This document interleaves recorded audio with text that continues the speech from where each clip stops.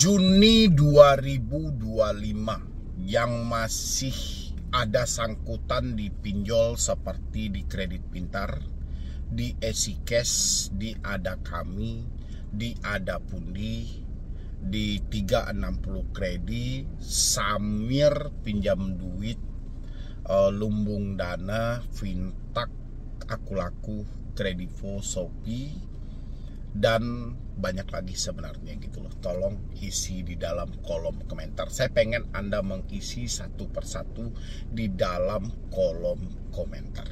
Ya, Anda telatnya di pinjol mana gitu loh. Karena gini teman-teman semuanya, saya pengen lihat sampai Juni ini apakah pihak pinjol telah mematuhi aturan yang diterapkan oleh OJK, yang mana aturan ini sudah berjalan sejak 2 tahun yang lalu. Ya, aturan ini sejak 2 tahun yang lalu.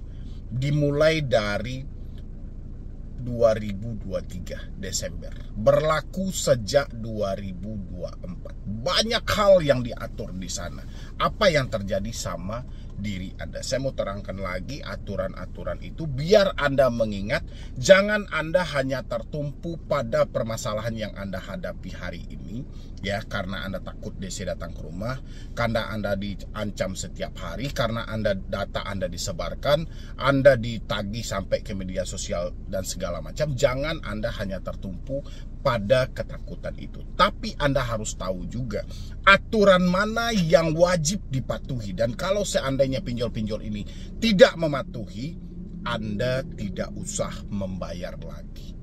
Ya, tapi sebelumnya seperti biasa buat teman-teman semuanya yang belum mensupport channel ini, boleh disupport dulu, boleh didukung dulu, karena satu supportan dari Anda menjadikan channel ini makin berkembang lagi dan saya makin semangat memberikan motivasi dan edukasi. Silahkan. Ini teman-teman semuanya, untuk Anda yang mengalami telat bayar, Anda tolong simain video ini sampai habis. Jangan Anda skip dulu, jangan buru-buru lari ke kolom komentar ya. Otoritas Jasa Keuangan OJK kembali mengembangkan peraturan terkait pinjaman online pinjol di Indonesia. Tersebut tertuang dalam Surat Edaran Otoritas Jasa Keuangan OJK nomor 19 tahun 2023 tentang penyelenggara layanan pendanaan bersama berbasis teknologi informasi LPBBTI yang dikeluarkan pada 10 November 2023. Adapun aturan terbaru OJK untuk bisnis pinjol berlaku mulai 2024 sebagai berikut. Jadi berlakunya itu Januari 2024. Sekarang kapan? Sekarang sudah bulan Juni 2025. Berarti ya 1,5 tahun. Udah mau jalan 2 tahun. Saya pengen teman-teman semuanya, apakah aturan ini sudah diikuti, sudah dipatuhi, atau aturan ini hanya sebatas tertuang dalam kertas yang ditulis oleh OJK. Yang paling pertama adalah penurunan bunga biaya layanan. Pemerintah mengatur besaran bunga pada pinjaman online.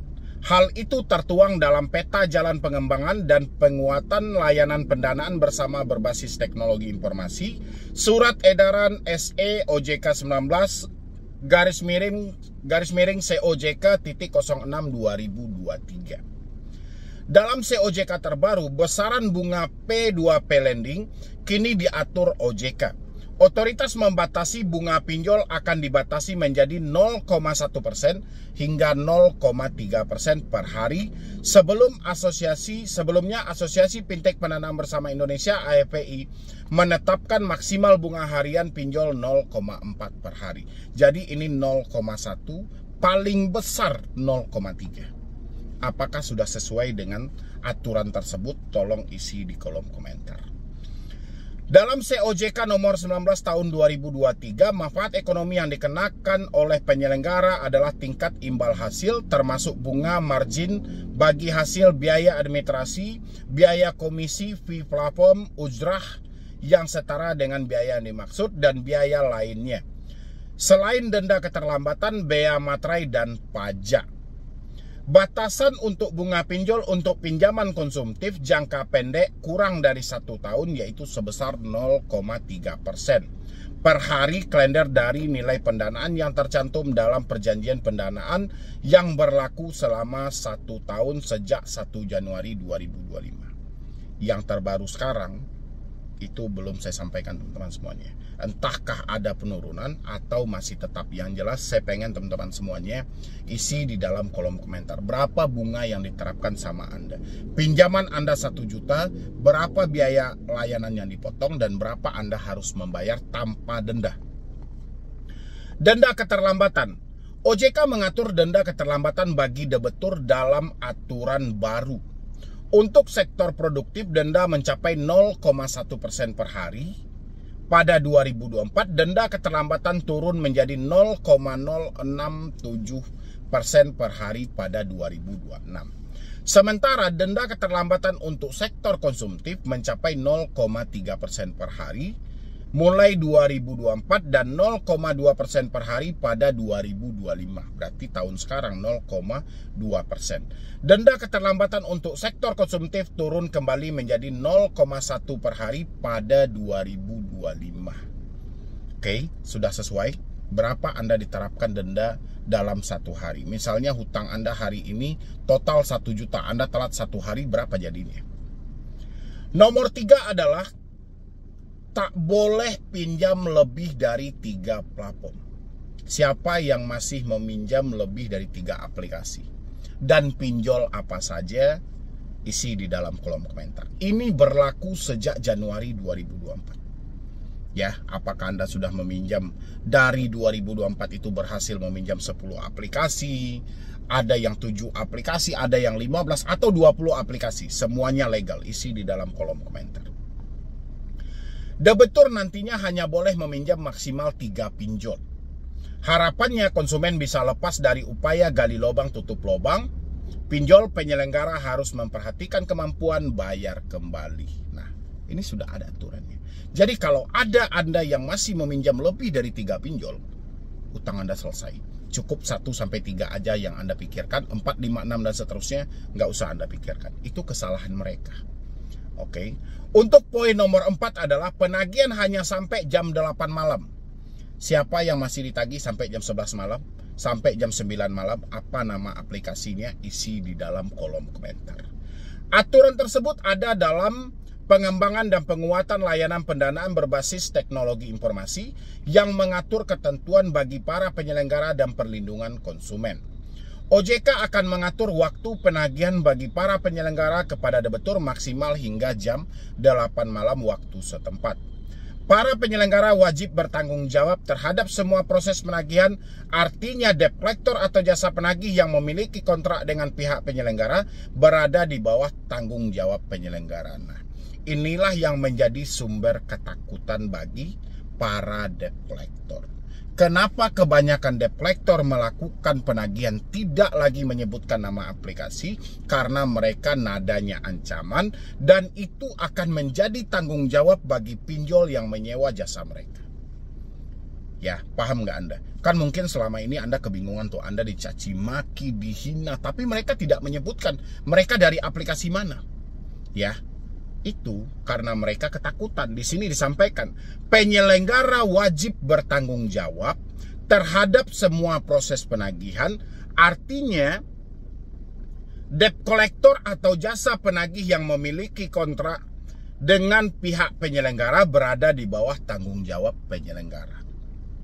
Berarti berada di bawah tanggung jawab pinjol, dan pinjol tidak mau bermasalah pada akhirnya, sehingga debt collector melakukan penagihan tidak beretika tapi tidak menyebutkan nama aplikasi karena takut nantinya si pihak pinjolnya disanksi. Ya, paham ya teman-teman ya. Untuk poin nomor 5 adalah memperketat aturan penagihan. Penyelenggara dilarang menggunakan ancaman, bentuk intimidasi dan hal-hal negatif lainnya termasuk unsur sara dalam proses penagihan. OJK juga melarang penagihan melakukan intimidasi, merendahkan suku, agama, ras, antar golongan, sara, harkat, martabat, dan harga diri di dunia fisik maupun dunia maya, cyberbullying, baik kepada debitur, kontak darurat debitur, rekan hingga keluarga. Nah, Pertanyaannya, hal ini mungkin Anda sering mendapatkannya tentang intimidasi, hal-hal negatif, merendahkan, ancaman dan segala macam. Hanya saja mereka tidak menyebutkan nama aplikasi. Jadi PR Anda di posisi ini adalah ketika Anda mendapatkan ancaman-ancaman seperti ini dalam versi penagihan, cari tahu nama aplikasinya. Oke? Habis itu adalah poin nomor 6. Ini juga sangat penting teman-teman semuanya. Kontak darurat bukan buat menagih. Kontak darurat bukan digunakan untuk melakukan penagihan pendanaan kepada pemilik data kontak darurat. Kontak darurat hanya dikonfirmasi keberadaan debitur apabila tidak dapat dihubungi, bukan untuk menagih. Nah, ini harus teman-teman pahami. Jadi kontak darurat itu fungsinya hanya untuk mengkonfirmasi keberadaan Anda. Jadi kalau ada misalnya pinjol melakukan penagihan ke kontak darurat Anda, cari tahu nama aplikasinya ya. Sebelum menetapkan kontak darurat, platform P2P Lending harus melakukan konfirmasi dan mendapatkan persetujuan dari pemilik data kontak darurat. Dengan demikian, kontak darurat tak asal dicantumkan. Penyelenggara mendokumentasikan konfirmasi persetujuan yang diberikan oleh pemilik data kontak darurat. Pertanyaan saya adalah, pinjol mana yang melakukan konfirmasi persetujuan untuk nomor orang tersebut dijadikan sebagai kontak darurat? Apalagi sampai didokumentasikan. Kalau OJK benar serius dalam hal ini, mintalah dokumentasi itu. Kalau memang ada, coba tanyain ke semua pinjol. Pernah nggak dia menelpon orang itu bahwasanya apakah dia setuju nomor dia dijadikan sebagai kontak darurat oleh aplikasi, oleh si debitur ini, karena dia mengajukan di aplikasi kami. Coba lihat rekamannya atau dokumentasinya. Ya, ini sebenarnya tinggal OJK turun aja, sebenarnya selesai ini perkaranya. Nomor 7, pinjol wajib asuransi. Oke. Penyelenggara P2P Lending wajib memberikan fasilitas mitigasi risiko termasuk bekerja sama dengan perusahaan asuransi. Pengalian risiko pendanaan sebagaimana dimaksud dapat dilakukan melalui mekanisme asuransi atau penjaminan. Regulator menyebut fintech P2P Lending wajib bekerja sama dengan perusahaan asuransi atau perusahaan penjamin memiliki izin usaha dari OJK sesuai dengan ketentuan perundang-undangan. Nah, itulah teman-teman semuanya yang hari ini harus Anda pahami dan harus Anda tahu. Ya, Anda mau telat bayar di pinjol manapun, hal-hal seperti tadi Anda harus pahami. Mulai dari bunga, denda, cara penagihan, batas waktu dari penagihan, hal yang tidak boleh disebutkan dalam penagihan. Habis itu satu orang cuma boleh meminjam 3 aplikasi. Habis itu pinjol wajib bekerja sama dengan asuransi. Kontak darurat bukan sarana tempat menagih. Anda harus tahu. Ya, kenapa saya ulang lagi hal ini? Saya mengingatkan teman-teman semuanya. Karena sampai detik ini masih banyak yang keliru tentang hal itu. Bang, saya ganti nomor, nanti kontak darurat saya ditagih.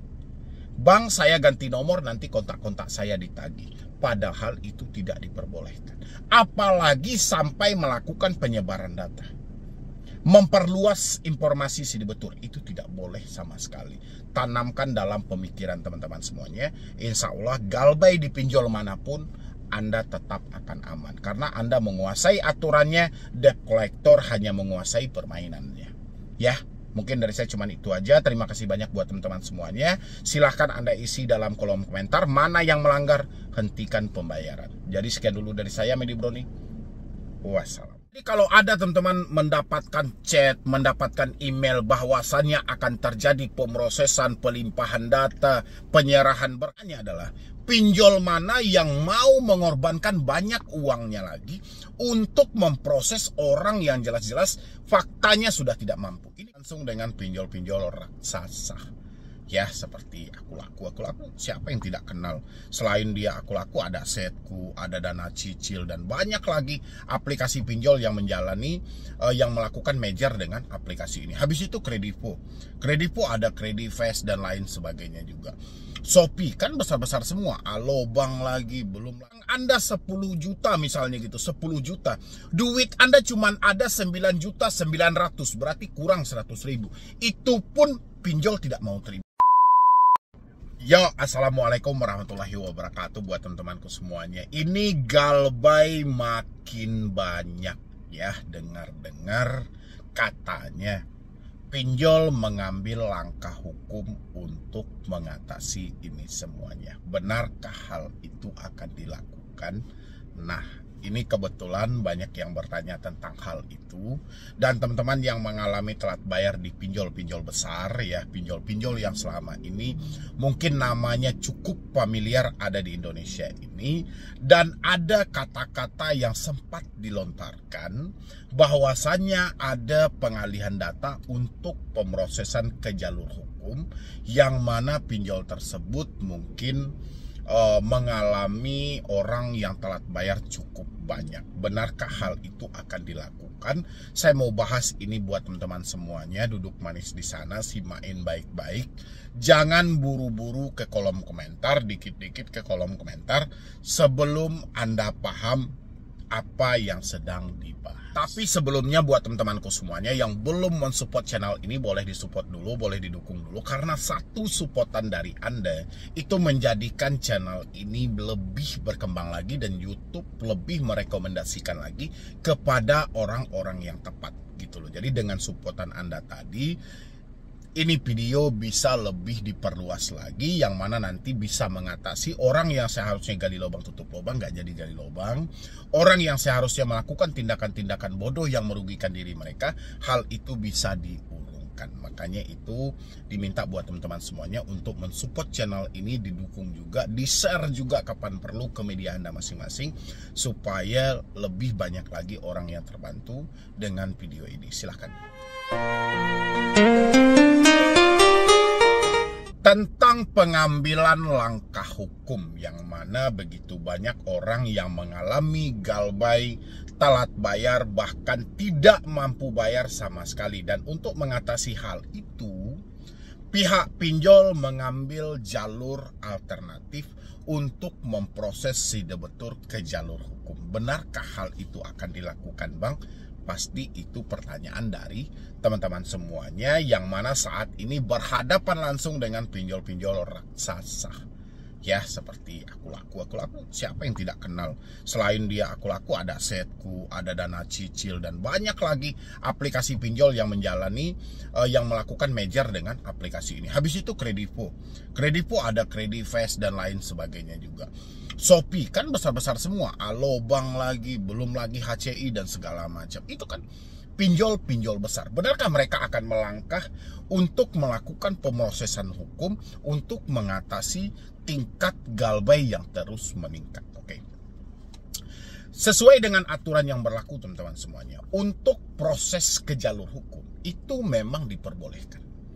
Ya, sebatas untuk prestasi, sebatas untuk kasus perdata. Ini bukan konsepnya kepidana ya. Jangan Anda membayangkan Anda akan dipenjara dan segala macam. Dia boleh menempuh jalur hukum secara perdata untuk menentukan seberapa besar hak mereka yang harus dipenuhi lagi oleh si debetur ini. Oke, itu memang tertuang dalam aturan OJK. Tapi yang jadi masalah, pertanyaannya adalah, pinjol mana yang mau mengorbankan banyak uangnya lagi untuk memproses orang yang jelas-jelas faktanya sudah tidak mampu? Ini pertanyaannya gitu loh. Ya. Setahu saya sampai detik ini, hutang Anda 10 juta misalnya gitu, 10 juta. Duit Anda cuma ada 9.900.000, berarti kurang 100.000. Itu pun pinjol tidak mau terima. Ya, itu pun dinyatakan hutang Anda belum selesai, karena terikat dalam akad tadi. Cuman 100.000 perbedaannya. Ya, duit Anda pinjam 10 juta, yang Anda terima contoh 8 juta misalnya gitu. Terus Anda membayar 9.900.000. Pinjol nggak terima. Habis itu pinjol mau melangkah untuk memproses Anda ke jalur hukum. Berapa biaya yang mau dia keluarkan? Untuk melakukan pendaftaran gugatan tadi. Berapa mahalnya nanti dia akan menyewa jasa pengacara? Ya, belum lagi biaya persidangan. Oke, belum lagi lama waktu yang mau ditempuh. Oke, belum lagi hasil yang tidak memuaskan bagi mereka. Itu yang saya tanyakan. Pinjol mana yang mau menghamburkan uangnya hanya semata untuk memproses orang yang jelas-jelas sudah tidak mampu lagi dan sudah tidak sanggup lagi. Sampai detik ini saya tidak menemukan pinjol yang mau mengorbankan hal itu. Meskipun hanya melakukan gugatan sederhana saja, mereka masih banyak pertimbangan. Ya, ini baru soal dari biaya, belum lagi nanti ya dalam sistem pinjol masih banyak hal-hal buruk yang harus diperbaiki. Pinjol tidak mau hal ini terbongkar. Ya, pinjol tidak mau hal ini terbuka karena ada sistem yang buruk di dalam tubuh si pinjol sendiri. Kalau ini dilimpahkan ke pengadilan, ini akan dibongkar. Mulai dari mekanisme mereka menyalurkan dana, penerapan bunga, kalau telat seperti apa dendanya, kalau telat seperti apa persi penagihannya, ini akan dibongkar satu persatu. Ya, dan pinjol tidak mau hal itu.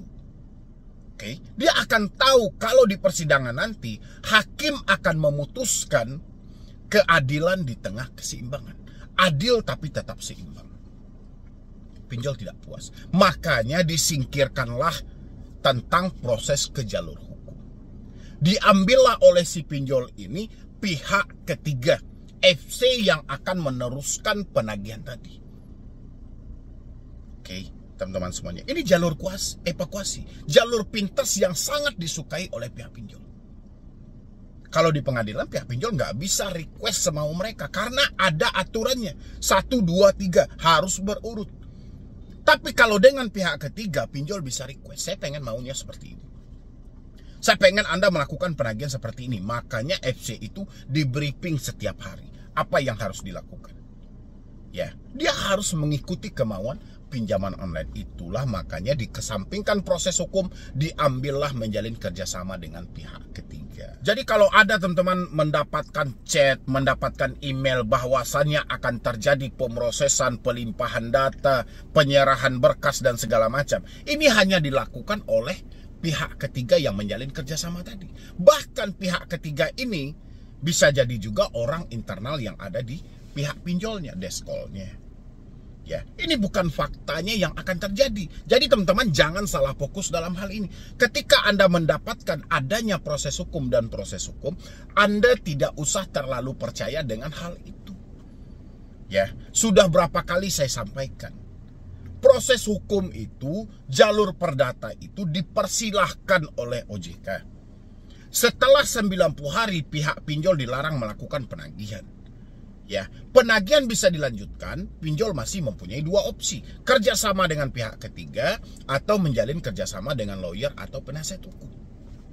Ya, yang diambil oleh pinjol apa? Kerjasama dengan pihak ketiga. Bagi pinjol ini paling efektif. Bagi pinjol ini paling simpel. Selain biayanya murah, bisa di-request semau mereka. Itu yang terjadi sampai detik ini. Anda berkomunikasi, Anda ditekan, Anda diancam, DC datang ke rumah dengan arogan dan segala macam, tidak memenuhi syarat dan segala macam, itu yang terjadi. Ya, karena dia melangkah ke jalur hukum, ini bukan asalan. Harus ada proses yang mereka lalui. Proses inilah yang tidak diterima oleh pihak pinjol. Hasil keputusan dari sidang perdata hanya menentukan hak yang paling berhak. Ya, mereka tidak puas dalam proses itu.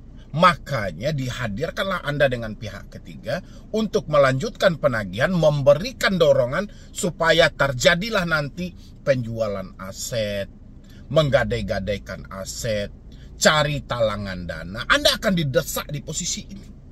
Anda akan ditekan dalam posisi itu. Ya, maka dari itu buat teman-teman semuanya, persiapkan mental dan pemikiran Anda. Ketika nanti Anda berhadapan dengan pihak ketiga, Anda berhadapan dengan bill collection tadi, Anda tidak perlu khawatir terlalu berlebihan. Anda cukup menjelaskan fakta yang terjadi dengan diri Anda. Kalau mereka bisa terima, syukur. Kalau mereka tidak bisa terima, lanjutkan resiko yang ada di perusahaan mereka. Jangan lagi Anda berasumsi Anda akan dipenjara, Anda akan dikasuskan ke dalam perdata, aset Anda akan diambil dan segala macam. Nggak bisa. Ini kredit tanpa anggunan. Jadi tidak ada jaminan aset-aset yang ada. Ya, kalaupun mekanisme proses hukumnya nanti ini akan dipertimbangkan lebih matang lagi di posisi ini. Jadi jangan teman-teman berasumsi sendiri yang mana asumsi Anda itu merugikan diri Anda. Walaupun hari ini Anda masih mendapatkan ancaman-ancaman proses hukum, pelimpahan data, penyerahan berkas, undangan pengadilan, bahasa korwil dan segala macam. Tidak usah terlalu Anda cerna. Yang penting hari ini hidup Anda sudah hancur. Ya, bagaimana PR-nya hidup yang hancur ini kembali pulih lagi. Kalau enggak Anda yang memulihkan hidup Anda, siapa lagi? Kalau Anda hanya sibuk memikirkan proses hukum, FC datang ke rumah, kapan waktunya Anda mau bekerja? Kapan waktunya Anda mau berusaha? Dan kapan waktunya Anda mau mengumpulkan uang Anda? Ini teman-teman semuanya pertimbangkan dengan matang, pikirkan dengan matang. Ini menyangkut soal masa depan Anda. Kalau Anda hanya tertumpu pada satu hal yang faktanya belum pernah terjadi, ini bisa menjadi kehancuran bagi diri Anda. Saya setiap kali live, setiap kali saya tanya jawab, diskusi dengan teman-teman semuanya, baik itu di media sosial saya, selalu saya dihantui dengan pertanyaan kapan DC datang ke rumah, daerah mana yang mau dikunjungi, telat berapa lama akan datang, aman atau tidak Galbay. Hal ini sebenarnya teman-teman semuanya yang memicu kebuntuan dalam pemikiran Anda karena Anda bertanya ini selalu. Padahal problem kita adalah uang kita nggak ada. Harusnya PR Anda adalah bagaimana uang yang tidak ada ini menjadi ada. Itu PR Anda yang sebenarnya. Gitu. Bukan Anda memikirkan soal DC, FC, dan segala macam. Kalau Anda sempat berpikir soal DC, soal FC, coba tanyain ke diri Anda, hal apa yang paling menakutkan ketika DC datang? Apakah Anda tidak mampu jujur? Apakah Anda sedang berbohong? Apakah Anda tidak pengen orang lain tahu dan segala macam? Kalau memang ini jawaban Anda sedang berdusta dengan orang tua, belum mampu jujur, belum mampu terbuka dengan suami, carilah waktu yang tepat. Carilah momen yang pas, ceritakanlah. Cuman itu satu-satunya yang menolong diri Anda supaya Anda bisa melangkah maju buat ke depan, memulihkan hidup Anda kembali. Ya, mungkin dari saya cuma itu aja buat teman-teman semuanya. Jangan percaya lagi proses hukum dan proses hukum. Sekarang tanamkan dalam diri Anda, perbaiki hidup Anda. Jadi sekian dulu dari saya, Medi Browning. Wassalam.